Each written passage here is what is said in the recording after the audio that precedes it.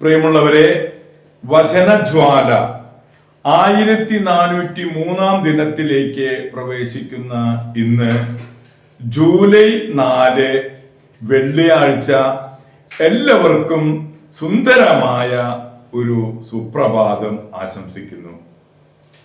ഇന്നത്തെ വചനവായനയിൽ സുഭാഷിതങ്ങൾ 16-ാം അധ്യായം 1 മുതൽ 33 വരെയുള്ള തിരുവാക്യങ്ങളാണ് ഇന്ന് നാം ശ്രവിക്കുക. മനുഷ്യൻ പദ്ധതികൾ വിഭാവനം ചെയ്യുന്നു, അന്തിമ തീരുമാനം കർത്താവിൻ്റെതത്രേ.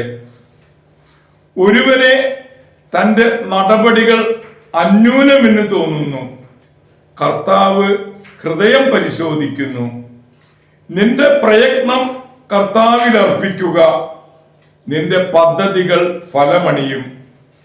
കർത്താവ് ഓരോന്നിനെയും നിശ്ചിത ലക്ഷ്യത്തോടെ സൃഷ്ടിച്ചു. അഹങ്കരിക്കുന്നവരോട് കർത്താവിന് വെറുപ്പാണ്, അവർക്ക് ശിക്ഷ കിട്ടാതിരിക്കുകയില്ല തീർച്ച. ആത്മാർത്ഥതയും വിശ്വസ്തതയുമാണ് അധർമ്മത്തിന് പരിഹാരം. ദൈവഭയം തിന്മയിൽ നിന്ന് അകറ്റി നിർത്തുന്നു.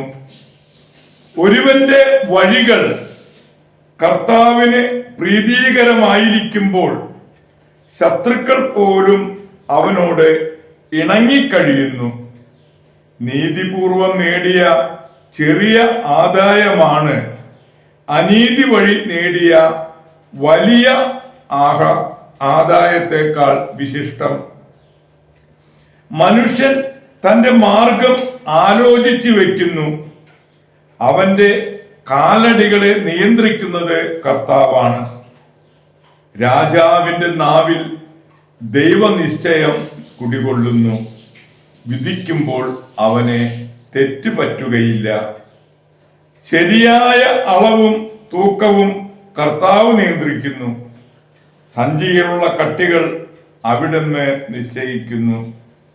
ദുഷ്പ്രവൃത്തികൾ രാജാക്കന്മാർ വെറുക്കുന്നു, നീതി സിംഹാസനത്തെ ഉറപ്പിക്കുന്നു. നീതിപൂർവമായ വാക്കുകൾ രാജാവിനെ ആഹ്ലാദിപ്പിക്കുന്നു, നേരു പറയുന്നവനെ അവൻ സ്നേഹിക്കുന്നു. രാജാവിന്റെ കോപം മരണത്തിന്റെ ദൂതനാണ്, വിവേകിക്ക് അത് ശമിപ്പിക്കാൻ കഴിയും. രാജാവിന്റെ പ്രസാദത്താൽ ജീവൻ കുടികൊള്ളുന്നു.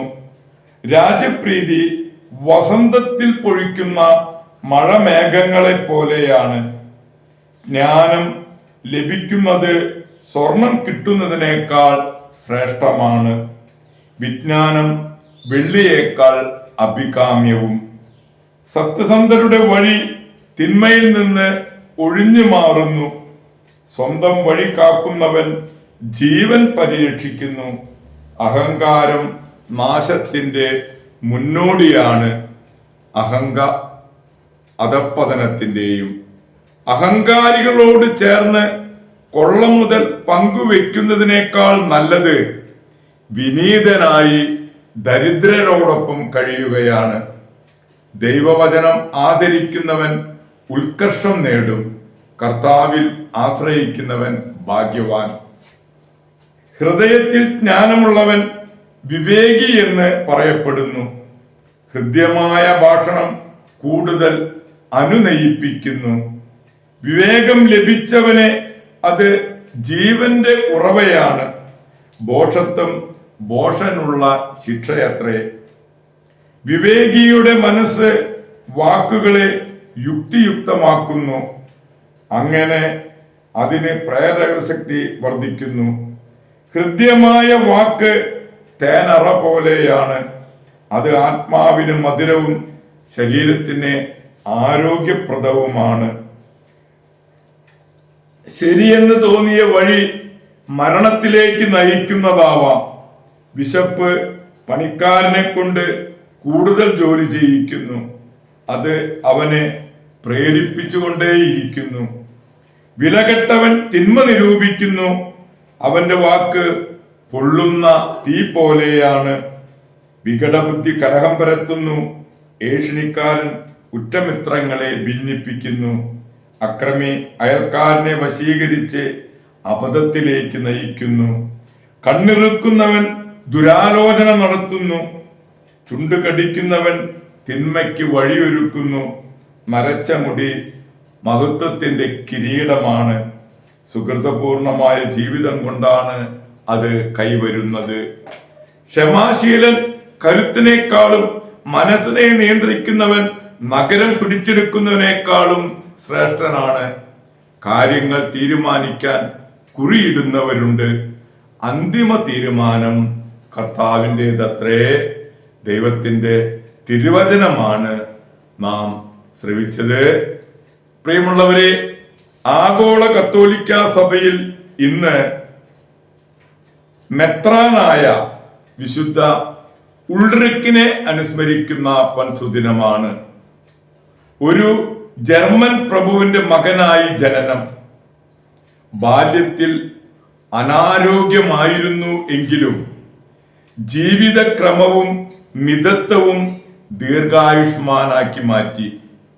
വിദ്യാഭ്യാസത്തിന് ശേഷം വൈദികനായി 31 വയസ്സിൽ മെത്രാനായി അഭിഷേകം ചെയ്യപ്പെട്ടു. ആത്മീയ കാര്യങ്ങൾക്കൊപ്പം ലൗകികാവകാശങ്ങൾ നേടിക്കൊടുക്കുന്നതിലും ഉത്സുകനായിരുന്നു അദ്ദേഹം. വളരെ നേരത്തെ എഴുന്നേറ്റ് കാനോന നമസ്കാരവും സ്വന്തമായുള്ള പ്രാർത്ഥനകളും മരിച്ചവർക്ക് വേണ്ടിയുള്ള പ്രാർത്ഥനകൾക്കും ശേഷം പള്ളിയിൽ പോയി അവിടുത്തെ എല്ലാ പ്രാർത്ഥനകൾക്കും ശേഷം ആശുപത്രിയിൽ പോയി രോഗികളെ ശുശ്രൂഷിക്കുകയും ദിനംപ്രതി 12 പേരുടെ പാദങ്ങൾ കഴുകുകയും ചെയ്തിരുന്നു. സമൃദ്ധമായി ധർമ്മം നൽകുകയും രാത്രി സമയത്ത് അല്പം ഭക്ഷണം കഴിച്ച് ഓരോ വർഷവും രൂപത മുഴുവൻ സന്ദർശനവും നടത്തിയിരുന്നു. 50 കൊല്ലം രൂപത ഭരിച്ചതിന് ശേഷമാണ് 80-ാം വയസ്സിൽ ജൂലൈ 4-ന് അദ്ദേഹം ഈ ലോകത്തോട് വിട പറഞ്ഞു. പ്രിയരെ, ആഗോള കത്തോലിക്ക സഭയിൽ ഇന്ന് പോർച്ചുഗലിലെ വിശുദ്ധ എലിസബത്ത് രാജ്ഞിയെയും അനുസ്മരിക്കുന്ന പൻസുദിനമാണ്. പോർച്ചുഗലിലെ വിശുദ്ധ എലിസബത്ത് രാജ്ഞിയെയും മെത്രാനായ വിശുദ്ധ ഉൾറിക്കിനെയും അനുസ്മരിച്ചുകൊണ്ട് ഇന്നത്തെ ഈ നല്ല ദിവസത്തിലേക്ക് നമുക്ക് പ്രവേശിക്കാം. എല്ലാവർക്കും നല്ല ഒരു വെള്ളിയാഴ്ച ദിവസം ആശംസിക്കുന്നു. ദൈവം നമ്മെ ഓരോരുത്തരെയും സമൃദ്ധമായി അനുഗ്രഹിക്കട്ടെ.